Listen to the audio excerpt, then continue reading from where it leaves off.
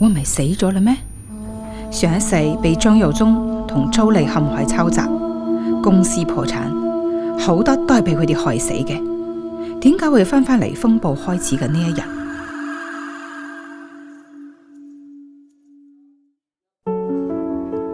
我明白啦，原來係咁。阿德，咦，婉清，點解你面色咁差嘅？今個月咧食咗10幾萬，月租又要加咗30%，仲有份律師信啊！曾耀宗咧又會我哋抄襲啊，而家要賠100幾萬。我諗呢度呢個工作室我哋都係鎖唔住啊！唔會，今次我哋絕對唔可以退讓。張耀宗好快脆就會帶人嚟搞事，無理我哋抄襲同埋押後定金。但今次我已經準備好啦。你講咩啊？我哋而家仲有邊有精力同佢哋鬥咧？你冇問我點知？